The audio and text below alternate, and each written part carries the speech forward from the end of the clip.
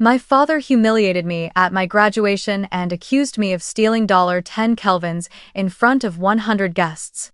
He disowned me and kicked me out.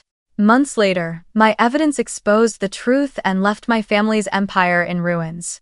Hi, my name is Emily Harper, 18 years old, and if you asked me how I define myself, I would say I'm a coder, the kind of person who spends hours typing under the blue glow of a screen, dreaming of algorithms that could change the world. But in my family, I'm nothing more than a faint shadow, a dim flicker in the blinding light of my younger brother, Liam. He's 16, a basketball star with a smile that could melt an auditorium. And me? I'm the daughter whose name my parents seem to forget whenever guests come over. We live in a luxurious penthouse overlooking Puget Sound in Seattle, where the waves shimmer and reflect the city lights each night. My house feels like a theater stage, carefully orchestrated by my mother, Catherine Harper. She's a brilliant event planner who always knows how to make everything look perfect in front of the camera. My father, Robert Harper, is the CEO of HarperTech, an artificial intelligence company soaring through the tech world like a rocket. HarperTech isn't just a company, it's pride, it's legacy, it's the family's sacred symbol, mentioned at every dinner table as if it were their third child. I grew up surrounded by endless praise for my brother, Liam. Every time he scored in a basketball game, the entire family clapped as though he had just invented electricity. I used to think that if I tried harder, won more awards, maybe my parents would finally look at me the way they looked at him. I spent countless nights in my room writing code, submitting projects, and dreaming of the day I'd stand before them and finally be seen. But every time I brought home a trophy or a letter of recognition, they only gave me a polite smile before shifting the conversation back to Liam. I remember it vividly, a dinner at a high-end restaurant in Pike Place Market that felt like a carefully choreographed performance. Warm golden lights bathed the tables draped in silk, and the faint sound of waves from Puget Sound drifted through the windows. My father, Robert, sat at the head of the table, wearing that refined smile he reserved for HarperTech's business partners, as if he were hosting a summit. My mother, Catherine, in a shimmering sequin dress, kept straightening napkins to ensure every detail was flawless. Liam, in his crisply ironed shirt, sat beside her, recounting his school speech from the day before. The whole auditorium stood up and applauded, he boasted, eyes gleaming. My father nodded, patting Liam on the shoulder. Well done, son. That's the leadership spirit of HarperTech. I sat across from them, forcing a smile while my chest felt heavy. Just a week earlier, I had completed an AI research project that analyzed speech patterns to assist the visually impaired. It had been selected for presentation at my school's upcoming technology conference. I took a breath, gathering my courage. Mom, I was invited to present my AI project at the STEM conference next week, I said, trying to keep my voice steady. My mother glanced at me, her smile fading slightly. That's nice, Emily, but you're still young. Take your time, no need to rush. Her words cut like a soft blade, painless at first, but leaving a mark that wouldn't fade. My father didn't even look up, continuing his conversation with Liam about basketball strategies. I tightened my grip on my glass, that familiar feeling of invisibility rising again. It wasn't the first time my mother brushed me aside, but this time, I saw it clearly. It wasn't carelessness, it was intentional. They wanted to keep me out of Liam's spotlight, as if I were a mistake they needed to hide. That night, back home, I opened my laptop and typed into my journal with trembling fingers. What am I worth in their eyes? Am I only here to make Liam look brighter? The questions dug deep, tightening something inside my chest. The next day at the STEM club, I told my best friend, Maya, about it. Maya, a Vietnamese girl with jet black hair and a radiant smile, always knew how to make me laugh. You're a genius, Emily, she said, tapping my shoulder. Your family might not see it, but I do. Don't let them define you. Her words were like a cool breeze over an old burn, soothing something I hadn't realized still hurt. For the first time, I wondered if I could find my own worth without needing my parents to see it.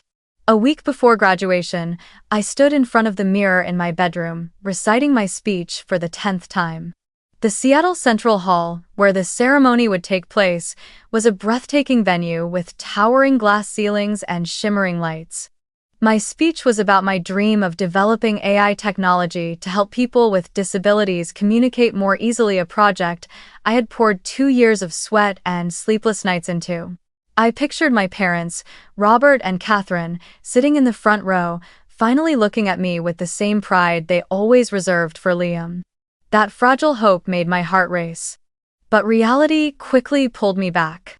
The night before, during dinner, my mother had spoken only about the post-graduation party at a luxury hotel near Lake Union.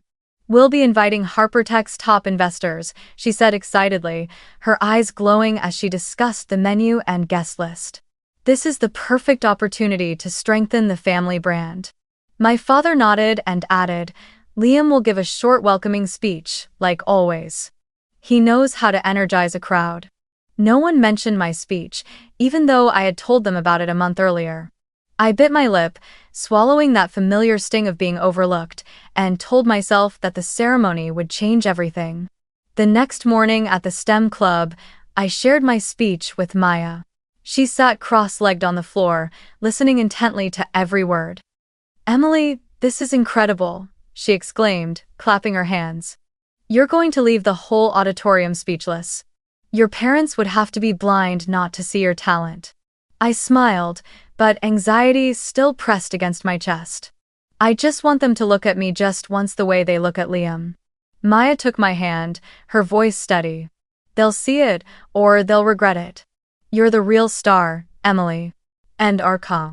I spent the entire week fine-tuning every sentence, every word, imagining the moment I'd step onto the stage, the spotlight shining down on me. I pictured my father smiling, my mother nodding, and Liam just once acknowledging that I had done something worthy. It was my chance to prove that I wasn't just my brother's shadow, but someone with purpose, with dreams. Yet deep down, a small voice whispered that my family didn't care about me, they cared about HarperTech's image. I pushed the thought away, clutching my speech, and promised myself that I would make them remember me.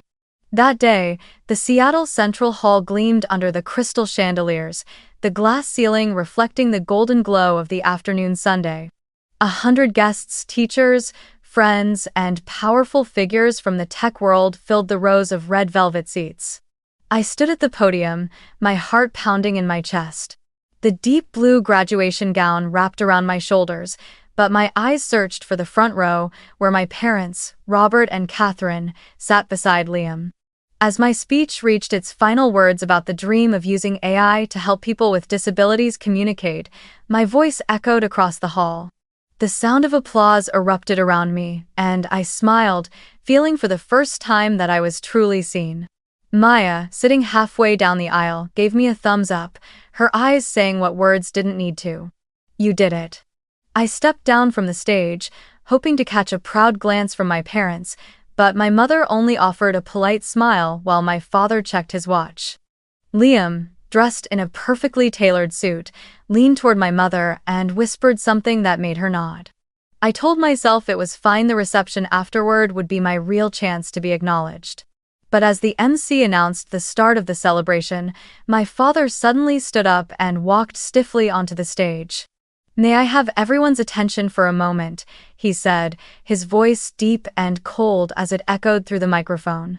"Before we begin the party, there's a truth we need to address." The crowd fell silent, all eyes turning toward him. My stomach tightened, a dark premonition crept over me. Robert lifted a sheet of paper, his sharp gaze fixed on me. "Emily, come up here." I froze, my legs suddenly heavy as stone. Murmurs rippled through the audience. Maya looked at me from her seat, shaking her head anxiously. I took a deep breath and forced myself to walk toward the stage, feeling dozens of eyes follow every step. My mother stood beside my father, holding one of my handbags, the same one I had left in the dressing room that morning. Liam stood just behind her, his eyes lowered, as if fighting back tears. "We're truly sorry to have to do this on such a special day," my mother began, her voice trembling with practiced emotion. "But the Harper family has always valued honesty above all else. She opened my handbag and pulled out a stack of printed receipts and an email. Emily stole $10,000 from Harpertech's corporate account. Here's the proof: purchase confirmations and receipts for luxury items. The crowd gasped, a wave of whispers spreading like wildfire. I shook my head, my mouth dry. No, I didn't, I said, my voice cracking, but the microphone didn't catch it. Liam stepped forward, eyes glistening with what looked like tears, and met my gaze. I didn't want to say this, but I saw you use Mom's company account on her laptop, he said, his voice trembling. But I could tell it was an act. His eyes were too calm, too deliberate to belong to someone in pain. My father gave a slight nod to the security guard nearby. Check her bag, he ordered. The guard, his face expressionless, approached and began searching my purse in front of everyone. He pulled out another receipt identical to the one in my mother's hand, as if it had been planted there. I remembered clearly. That morning, my mother had insisted I take this very bag, saying it matched the occasion. The room erupted. Phones lifted into the air, flashes flickering like lightning. A classmate whispered, "Did she really do it?" One of Harpertech's investors shook his head, disappointment etched across his face. I looked at my father, praying for even a flicker of doubt, but his voice was cold, metallic. "Emily, you've disgraced this family. From this moment on, you are no longer a Harper. No scholarship, no college fund, no place in our home." His words cut through me like blades. My mother turned away, wrapping her arms around Liam as if he were the victim. Liam lowered his head, but I saw it, the faint curve of his lips. A hidden smile. The security guard grabbed my arm and led me toward the back exit. Applause erupted inside as the celebration resumed, as if I had never existed. Seattle rain poured down like a gray curtain, soaking through my graduation gown as I stood outside the hall. Inside, laughter and music filled the air, echoing faintly through the glass doors like the sound of a world I no longer belonged to. My phone buzzed nonstop in my hand, the screen lighting up with dozens of notifications. The video of me being escorted out by security had already spread across Instagram and Twitter, tagged with hashtags like #HarperThief and cruel comments. Can't believe Emily would do something like that. I opened my email and my heart froze at the subject line from MIT. "Your scholarship is under review due to recent allegations." Everything I had built, my college dream, my reputation, my future, collapsed in minutes. I wrapped my arms around myself, tears blending with the rain, feeling the weight of the entire world turning its back on me. My family, the people who were supposed to protect me, had turned me into a villain just to preserve their perfect image. My father, my mother, Liam, they had played their parts flawlessly, and I was the fool left standing in the ruins. My mind spun, desperate for an explanation, but all I found was pain and betrayal. What had I done to deserve this? Suddenly, headlights cut through the rain. Maya stepped out of her old Honda, rushing toward me before wrapping her arms around me tightly. "Emily, are you okay? Get in the car, it's freezing." Her voice trembled with worry, but the warmth in her embrace steadied me. I shook my head, my voice cracking. "I don't know what to do, Maya. They took everything from me." She squeezed my hand and pulled me into the passenger seat. "You're staying with me, no arguments, you're not alone in this." Maya's small apartment in Capitol Hill had barely enough room for a cramped living area. She handed me a towel and pressed me down onto the sofa. "Tell me everything," she said, her eyes bright with determination. I told her about the scene on stage, the accusations from my father, the fake tears in Liam's eyes, the way my mother displayed her so-called evidence like a theater actress. Each word felt like it tore something open inside me. "I've lost everything, Maya, my family, my scholarship, my reputation." Maya held my hand firmly, her voice steady. "You haven't lost everything. You still have me. You still have your talent. They want you to believe you're a failure, but I know you're stronger than that." Her words were a spark of light in the dark, but inside, I still felt hollow. The next morning, I woke up on the old sofa in Maya's tiny apartment, the scent of Vietnamese drip coffee drifting through the air. The muted Seattle light filtered through the curtains, falling on the pile of borrowed clothes beside me, since I hadn't brought anything except my rain-soaked graduation gown that night. It had been 3 weeks since my father disowned me in front of 100 guests, turning me into a thief in the eyes of the world. I still wasn't used to the emptiness. It felt like I was a corrupted line of code, erased from the Harper family system. Maya, wearing an oversized hoodie, handed me a cup of coffee. "Feeling any better?" she asked, her voice gentle, her eyes filled with concern but never prying. I shook my head, clutching the warm cup between my hands. "I don't know, Maya. It all feels like a nightmare I can't wake up from." She nodded, not pushing for more, then pulled me to my feet. "You start your new job today. Come on, no giving up." The new job was at a tiny laptop repair shop squeezed between a laundromat and a faux restaurant. The owner, a kind, middle-aged man named Dave, hired me part-time to clean motherboards, replace phone screens, and fix charging cables for minimum wage. The work was repetitive, but it helped me pay my share of rent to Maya and kept my mind busy. But the rumors didn't leave me alone. My mother, Catherine, had spread the story that I had fallen in with the wrong crowd and was now recovering somewhere out of town. One morning, as I examined a broken MacBook, a customer, someone who had apparently met my mother at a charity gala, stared at me. "You're the Harper girl, right? I heard you got into some big trouble." I bit my lip and pretended not to hear, though my heart clenched painfully in my chest. At school, things were even worse. My old friends, the ones who used to build robots with me on the STEM team, now avoided me like I carried a disease.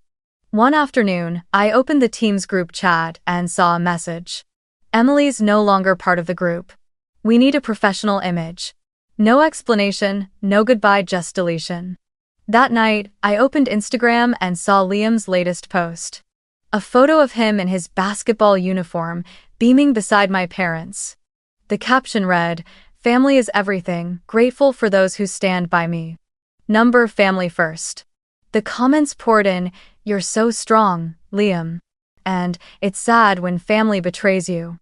I closed my laptop, my eyes burning.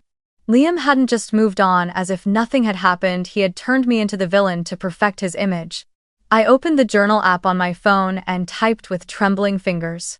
They didn't just throw me out, they took away my identity. I spent my whole life trying to make them proud, but they never really saw me. Am I truly worthless? Those questions burrowed deep, unearthing years of desperate effort to earn love that was never given. I realized my family wasn't just biased, they were toxic. They had shaped my self-doubt through every half-hearted nod, every subtle criticism.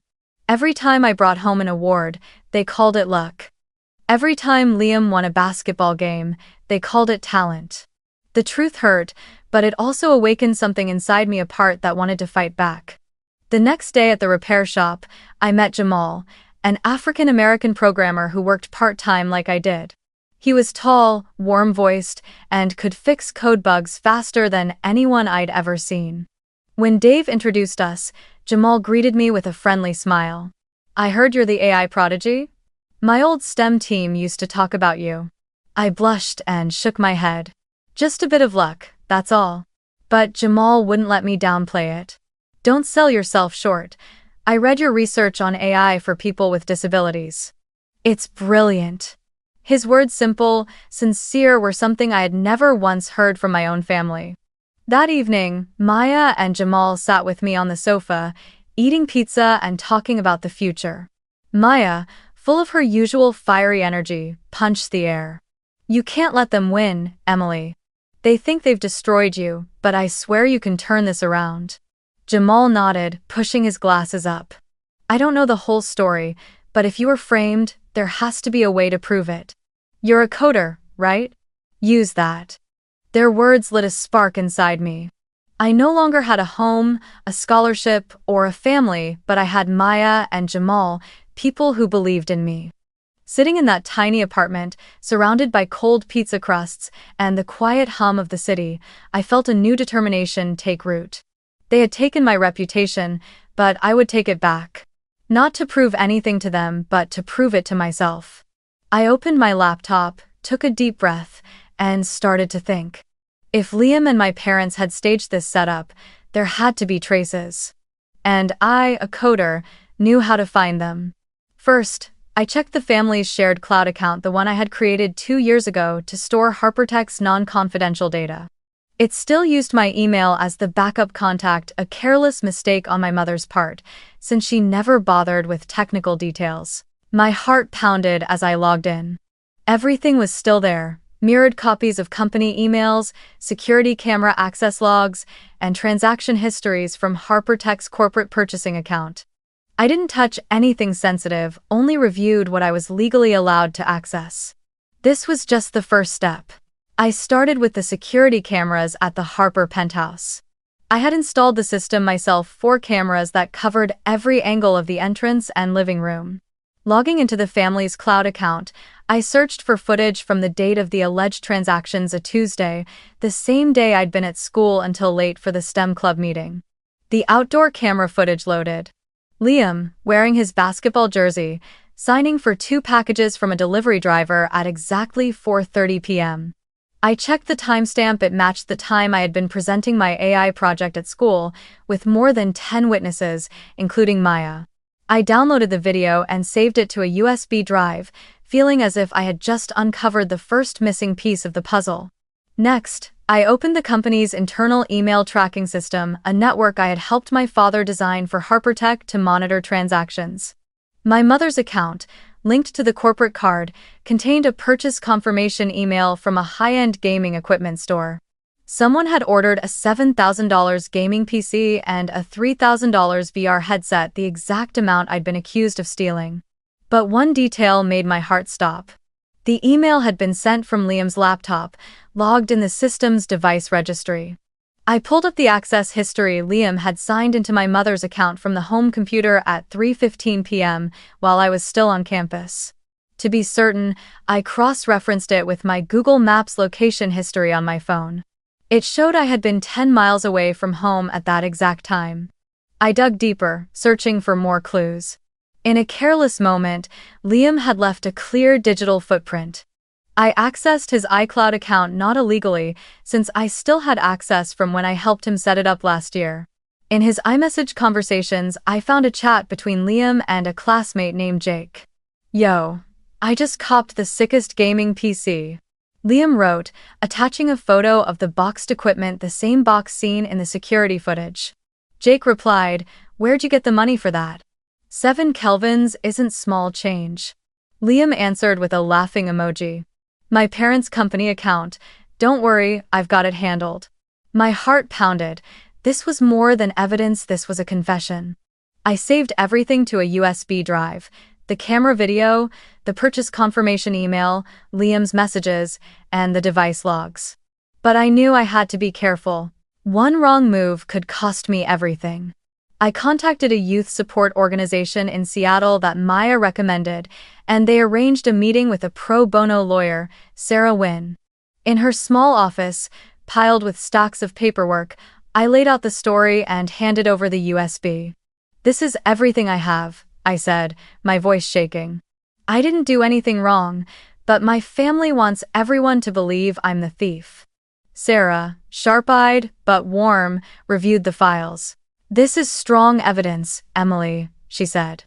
"Video, messages, and device logs all legal since you have access, but you need to prepare. Your family has money and influence. They won't give up easily." I nodded, fear mingling with resolve. "I don't want revenge," I said. "I just want the truth." Sarah smiled gently. "Then we'll do this the right way. Preserve everything and don't share anything publicly until we're ready." Back at Maya's apartment, I sat down and opened the journal app on my phone. I typed. They didn't just favor Liam, they were willing to destroy me to protect him. They chose the image of a perfect family over their own daughter. Writing those words made my hands tremble, but it also felt like release. For the first time, I saw the full extent of my family's toxicity. My parents hadn't just ignored me, they had built an entire narrative to shield Liam, no matter the cost to me. And Liam, with his fake smile and smug messages, wasn't the innocent little brother I once believed he was. He knew exactly what he was doing. Maya walked in carrying 2 cups of bubble tea, her grin mischievous. "You look like someone who just found buried treasure," she said. I told her about the video, the messages, and my meeting with Sarah. Maya cheered, punching the air. "I knew it. They're going to regret ever underestimating you." Jamal, who had just arrived, adjusted his glasses and nodded. "If you need to verify the data's authenticity, I can help. I know a guy on a cybersecurity team." Their support made me feel something I hadn't felt in months, like I wasn't alone anymore. But evidence alone wouldn't be enough. I needed a stage to reveal the truth. And Maya, with her social justice YouTube channel boasting over 10,000 followers, was the key. "We'll make a documentary," Maya declared, sitting cross-legged on the couch, her eyes gleaming with purpose. "We'll call it the Harper Hoax. You've got the proof, I've got the audience. Together, we'll make sure the whole world knows the truth." I nodded, a mix of excitement and worry washing over me. "But if this video fails, I'll lose everything, Maya. They'll sue me, or worse." Maya squeezed my hand, her voice steady. "They tried to destroy you, Emily. This is your chance to take back what's yours." Jamal, sitting on a nearby stool, pushed his glasses up and added, "I know a guy on a cybersecurity team, Kevin. He can verify your data so no one doubts its authenticity." Their support made me feel like I had a small army at my back, even if it was just the 3 of us in a cramped apartment. We got to work that same night. Maya, with her video editing experience, sketched a rough script. "We need to tell a story," she said. "Not just the evidence, but your journey from betrayal to demanding justice." I agreed, and we spent hours organizing the proof. The security footage showed Liam signing for 2 packages while I was at school. His iMessage bragged to a friend about using my parents' company account to buy gaming gear. The fake email, sent from Liam's laptop, confirmed purchases totaling $10,000.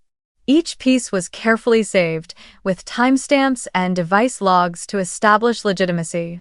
Jamal contacted Kevin, a security specialist who had worked for a Seattle startup. We met him at a cafe in Pioneer Square, where Kevin examined my USB drive. "This data is tight," he said, fingers moving quickly across his laptop. "The video metadata is intact, the messages are synced through iCloud, and the email logs match the timestamps. I'll produce a verification report to attach to the video." I breathed out, feeling a weight lift from my chest. Kevin refused any payment, saying only, "I hate bullies, take them down, girl." Our target was the upcoming HarperTech Technology Summit, scheduled 2 weeks later at the Seattle Convention Center. My father, Robert, was set to announce a multimillion-dollar government AI contract, a milestone that would cement HarperTech's image as a family built on honesty and innovation. Maya squinted at her laptop, eyes glinting. "This is perfect timing. We'll drop the video right before the conference, when every eye is on HarperTech. They won't have time to react." I nodded, though my heart was pounding. This wasn't just about justice anymore, it was war. We filmed the video in Maya's living room, using a green backdrop borrowed from the STEM Club. I stood in front of the camera, my voice shaky at first but growing stronger. "My name is Emily Harper," I began. "And my family falsely accused me of stealing $10,000 to protect their image. But today, I have the truth." Maya handled the camera, cutting in footage from the security recordings, Liam's messages, and the fake emails. I recounted the day of graduation, the way my parents and Liam staged everything, how they threw me out like a stranger. "They thought I would stay silent," I said, locking eyes with the lens. "But I'm not the failure they wanted me to be." Meanwhile, Jamal and Kevin worked to make sure the video couldn't be taken down for any technical reason. They compressed the file, mirrored it across multiple servers, and prepared shorter versions for Twitter and Instagram. Maya added captions, timing, and visual highlights to emphasize each piece of evidence, shaping the video into a story that was both powerful and clear. "We're not just going after HarperTech," Maya said. We're speaking to everyone who believes in justice. This video will spread. The night before the video went live, I lay on the sofa, staring at the city lights through the window. I opened my journal and typed, "I'm scared. If this video fails, I'll lose everything. But I can't live under the shadow of their lies. This is my chance to redefine who I am." Maya walked in and placed a hand on my shoulder. "You ready?" she asked softly. I nodded, though my stomach twisted. "Ready. But I need you with me." Maya smiled. "I'm not going anywhere." The next morning, Jamal arrived with Kevin, carrying the final verification report. We checked the video one last time, 5 minutes long, concise, sharp, and packed with irrefutable evidence. Maya uploaded it to YouTube with the title, "The Harper Hoax: How a Family Betrayed Their Own." She scheduled it to go live at 8 a.m. the next day, right before HarperTech's grand conference at the Seattle Convention Center. Jamal backed it up on Google Drive, just in case it got taken down. Kevin grinned. They won't even know what hit them until it's too late. When we finally pressed schedule, a current of adrenaline rushed through me. This wasn't just about exposing Liam or my parents, it was about reclaiming my name, my freedom, my worth. I looked at Maya and Jamal, the people who had become my real family. "Thank you," I said, my voice trembling. Maya hugged me tightly. "We're in this together, Emily. Let's show them who you really are." I nodded, heart pounding, ready for tomorrow, the day the truth would shatter the Harper family's perfect illusion. At dawn, as pale light filtered through the curtains of Maya's apartment, I curled up on the sofa, clutching my phone. The Harper Hoax had gone live on YouTube at 8 a.m.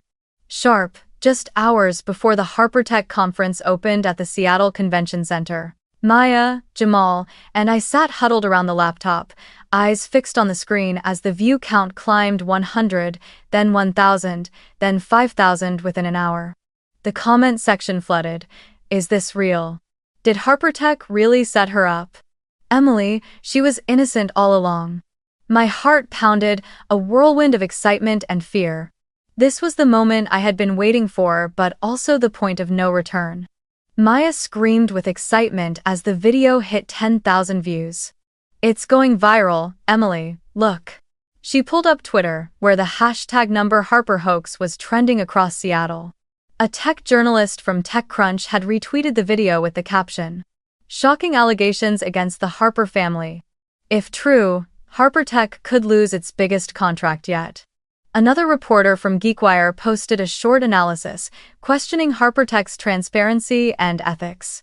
Scrolling through the posts, I saw my own image, the one of me being escorted out of my graduation by security, replaced by screenshots from our video. Liam signing for the packages, his bragging messages, the fake email. The truth was spreading faster than I ever imagined. By noon, the fallout began to take shape. A source inside HarperTech leaked that the government's multi-million-dollar AI contract, the crown jewel my father, Robert, was set to announce, was now under review. Officials had requested clarification on ethical concerns involving the Harper family. HarperTech's valuation, though still privately held, started slipping in internal investor exchanges. Bloomberg reported that a major venture fund had withdrawn $20 million in committed capital. I received a text from an old STEM teammate. "Liam got suspended from the basketball team and student council this morning. The school's investigating." I didn't smile, but for the first time in months, a quiet sense of justice began to take root inside me. That evening, my mother, Catherine, posted a statement on HarperTech's official Instagram page. The photo showed her standing beside my father and Liam, all three wearing strained smiles, with a long caption. "Our family is under attack by lies from an individual seeking attention. HarperTech has always stood for integrity, and we will uncover the truth." The comments exploded into chaos. Some defended her, calling me a traitor, while others demanded she explain the evidence shown in my video. I read the post, my hands trembling with anger. Even now, they wouldn't stop. They still clung desperately to their perfect facade. I turned to Maya, my voice steady but cold. "They want to play the denial game? Fine, we'll release more proof." Maya nodded, her eyes flashing. Second video. Right now. We worked through the night, editing a shorter, sharper 3-minute video focused entirely on Liam's iMessage conversation. I appeared on screen, my tone calm but cutting. My mother called me a liar. But these are Liam's own words, his admission that he used the company account. We inserted the screenshots of Liam's chat with Jake, showing him bragging about the gaming PC and joking about handling the aftermath. Jamal added an authentication overlay from Kevin, displaying the message metadata to confirm no edits had been made. Maya uploaded it at midnight under the title, The Harper Hoax, Part 2, Liam's Confession. By morning, the second video exploded. It hit 50,000 views in just 4 hours and spread far beyond Seattle. Tech journalists began reaching out to me on Twitter, asking for interviews. Wired published an article calling it the family scandal shaking the tech industry. Investors continued to pull out, and a group of Harper Tech shareholders publicly demanded Robert's resignation. At school, Liam was shunned by his classmates. Some even reposted my video with the hashtag #JusticeForEmily. Then a message arrived from one of my former teachers. "I'm sorry I didn't believe you, Emily. You're incredibly brave." The words made me stop for a moment, my eyes stinging. For the first time, I didn't feel invisible anymore. The pressure was crushing. Every view, every headline felt like another blade slicing through the flawless image of the Harper family, and part of me still felt guilty. I opened my journal and typed, "I want justice, but am I destroying them? They were once my family." I thought about the days when my mother used to sing me lullabies, when my father taught me how to play chess. But then I remembered their cold eyes on that graduation stage, Liam's fake smile as they cast me out. They chose to protect him, not me. I typed again. "This isn't revenge, this is truth. And I deserve to live with it." Maya and Jamal sat with me, scrolling through the YouTube comments. "You're changing everything, Emily," Maya said, wrapping her arms around me. "They can't control you anymore." Jamal nodded.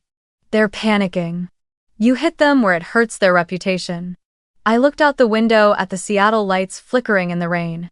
Harper Tech's conference was undoubtedly in chaos, and I knew my parents wouldn't stay silent for long. But this time, I was ready. They had underestimated me, and now, they would pay the price. A week after the second video went viral, I received an email from my father, Robert. "Meet me at the Harper Tech office, 3 p.m. Friday. We need to talk." I agreed, but I didn't go alone. I brought Sarah Nguyen, my lawyer, and a small voice recorder hidden in my jacket pocket. The Harper Tech office, perched atop a glass tower in downtown Seattle, had once been the place I dreamed of working. Now it felt like a war zone. I stepped inside and saw my father seated behind his desk, my mother standing stiffly by the window, and Liam sitting in a chair, his eyes cast downward. "Emily," my father began, his voice low and strained, "you are destroying everything we built." I sat down, placed the recorder on the desk, and switched it on. "This is not a game, Dad. I have proof." I opened my laptop and laid out each piece, the security camera footage of Liam signing for the packages, his iMessage boasting to a friend, the fake emails sent from his laptop. Sarah added, "Everything has been verified by a cybersecurity expert." My mother, Catherine, went pale but tried to argue, "This is a misunderstanding, Emily. You're blowing this out of proportion." I stared at them, my voice cold. "I demand 3 things. Liam must confess publicly. My scholarship must be reinstated and my reputation restored. My parents must apologize publicly for falsely accusing me." Liam mumbled, "Sis, I'm sorry." But my father cut him off. "Enough. Do you want to ruin this company? Ruin this family?" I answered, "You ruined this family when you disowned me." My mother began to cry, but I felt nothing. They chose Liam, not me. They refused my demands, yet the public pressure was already taking its toll. Outside, reporters clustered in front of the Harper Tech building, and shareholders sent letters demanding emergency meetings. I stood and looked at them one last time. "I gave you a chance. Now everything rests with the courts and the public. Sarah nodded and pocketed the recorder. As I walked out, a rare patch of Seattle sunlight fell across my face. I was no longer the girl begging for recognition. I was Emily Harper, and I held the torch of truth. 2 weeks after the confrontation at HarperTech's headquarters, the air in Seattle felt heavier, as if the whole city was holding its breath, waiting to see the fate of the Harper empire. The Harper hoax and its follow-up video had surpassed 200,000 views, spreading across tech forums and social media like wildfire. Journalists crowded in front of HarperTech's gleaming glass tower, cameras trained on the once-proud logo that had symbolized innovation. But inside, the company was crumbling, and I, Emily Harper, sat in Maya's small apartment, watching it all unfold on my laptop screen. A GeekWire article that morning revealed something I hadn't anticipated. The investigation my videos had sparked had expanded into HarperTech's financial activities. Federal investigators, spurred by public pressure, had begun digging through the company's books. They uncovered falsified invoices, offshore slush funds, and payments to non-existent contractors. These findings weren't directly tied to the false accusations against me, but they exposed something far bigger, the truth that HarperTech, built on the illusion of honesty and innovation, was really a castle made of sand. My father, Robert, once praised as a visionary in technology, was now being labeled a fallen idol by shareholders furious over his mismanagement. By noon, Bloomberg reported that a major investment fund had forced HarperTech to liquidate assets to cover mounting debts. A rival company, Nexus AI, had swooped in to acquire most of HarperTech's intellectual property for a fraction of its former value, reducing what was once a billion-dollar empire to a fading name buried in another firm's portfolio. Robert lost control completely, ousted from his position as CEO during an emergency board meeting. I read the news and pictured him sitting alone in that empty office, staring out over Puget Sound, the same view he once pointed to with pride when he told me, "This is our empire." Now, that empire was nothing but fragments scattered in the wind. My mother, Catherine, didn't escape the storm either. The charity board she once chaired, the same organization where she had hosted glamorous galas to raise funds, announced her resignation. A tweet from a local nonprofit read, "We are committed to transparency and cannot remain affiliated with individuals under ethical scrutiny." I thought about my mother, the woman who once straightened every napkin to perfection, now being abandoned by the very people who used to praise her. A part of me wanted to feel vindicated, but instead, I felt empty. They had dug their own graves. I hadn't needed to lift a finger. Liam, my younger brother, faced his own reckoning. The juvenile court in Seattle, after reviewing the evidence from my videos, sentenced him to 100 hours of community service and ordered him to repay the $10,000. He was banned from extracurricular activities, stripped of his positions on both the basketball team and student council. One afternoon, as I was checking emails at the repair shop, a message from Liam appeared in my inbox. "Emily, I'm sorry, I never thought it would go this far. I just wanted to make Mom and Dad proud." I read it over and over, my hands trembling. Part of me wanted to reply, to shout that an apology couldn't erase what he had done. But instead, I closed the email and left it unanswered. I had spent my entire life trying to please my family, and now I was done. It was time to build something of my own. I opened the journal app on my phone and typed, "They've lost everything, the company, the reputation, the power. But I don't feel victorious. I just feel light, like I can finally breathe." The truth had done its work, not me. HarperTech hadn't fallen because I wanted revenge. It had fallen because their lies could no longer stand. I was no longer the girl begging for my parents' approval or for Liam's acknowledgement.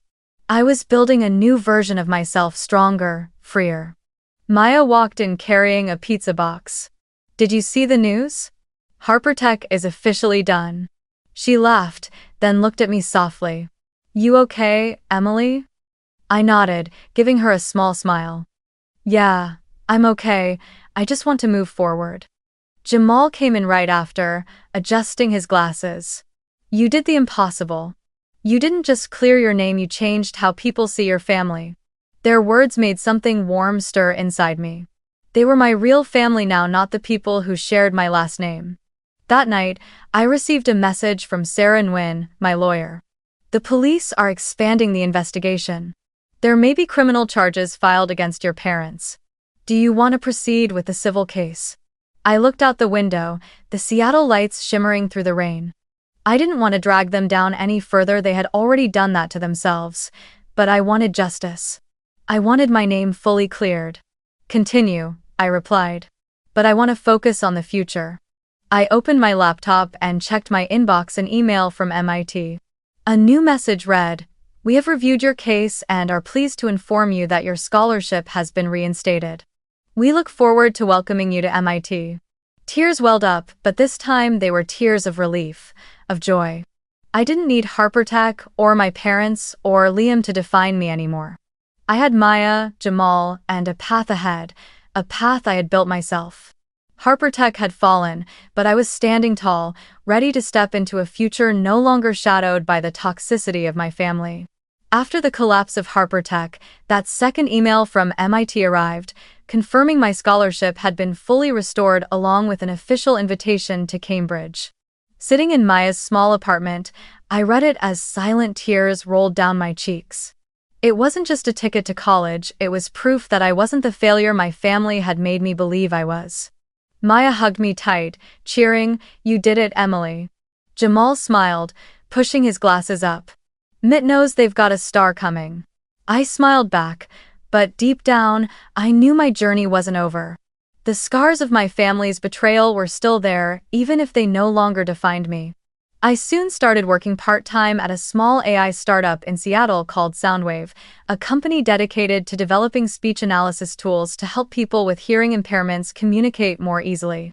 Every line of code I wrote, every successful test, felt like another step toward healing. The work reminded me of why I fell in love with technology in the first place: to help others, not to please anyone else. The team at Soundwave, from senior engineers to interns like me, valued my ideas, listened to my input, and respected my work. For the first time, I felt truly seen, not as Liam's shadow, but as myself. I also began therapy through a youth support program that Sarah Nguyen had recommended. During those quiet sessions, I finally faced the pain of being rejected by my family. "They didn't choose me," I said one afternoon, my voice trembling. "They chose their image." The therapist nodded gently. "But you're choosing yourself now, Emily. That's strength." Week by week, I learned to let go of the hurt, piece by piece, like debugging faulty lines of code in a program. Maya and Jamal became the family I never had. Our late-night pizza dinners, the endless debates about code, the laughter over the smallest things, those moments helped me find joy again. I opened my journal one evening and typed, "I don't need their approval anymore. I have Maya, Jamal, and myself. I am enough." The words were simple, but they became my light through the darkness. I was no longer the trembling girl outside the graduation hall. I was Emily Harper, and I was healing. 3 years later, I stood on the stage at MIT's commencement ceremony, the stage lights glowing against my navy blue gown. The auditorium was full, but my focus was on my speech. "Self-worth doesn't come from others," I said. "It comes from choosing to stand up, even when the world wants you to fall." The audience erupted in applause, and I smiled, feeling the strength of my journey in every breath. Today, I'm the co-founder of New Dawn, a nonprofit organization supporting young people who've been abandoned or disowned by their families. We host workshops on legal rights and technology skills, helping them rebuild their futures the way I rebuilt mine. New Dawn isn't just my work, it's my purpose. As I stepped down from the stage, Maya and Jamal were waiting in the wings, pulling me into a tight embrace. "You're a star, Emily." Maya cheered, her eyes sparkling. Jamal grinned. "Mitt's never seen anyone like you." I looked out into the audience, and in a shadowed corner, I saw them, my father, my mother, and Liam. They stood there silently, not clapping. My father looked older, my mother avoided my eyes, and Liam kept his head bowed. A small part of me remembered the old days, but I didn't walk toward them. They had chosen their path, and I had chosen mine. After the ceremony, an investor from Soundwave, where I now worked as a full-time engineer, approached me with an offer to fund New Dawn. I accepted, knowing our work would help hundreds of young people find their own light. Maya took my hand, Jamal clapped my shoulder, and together we stepped outside into the bright Cambridge Sunday. I was no longer the girl cast out into the rain of Seattle. I was Emily Harper, free, strong, and full of hope. The story of Emily Harper is proof that you don't need anyone's approval to know your worth. Even after being betrayed, framed, and cast aside by her family, Emily chose to rise, using truth and talent to reclaim her name. Her journey teaches us that adversity doesn't define who you are, how you face it does. When the world turns its back, you can still find strength within yourself, and in the friends who believe in you, people like Maya and Jamal, who see the light in you even when you can't. Learn to let go of toxic ties, even if they're bound by blood, and build a family from those who lift you higher. Truth can hurt, but it can also set you free.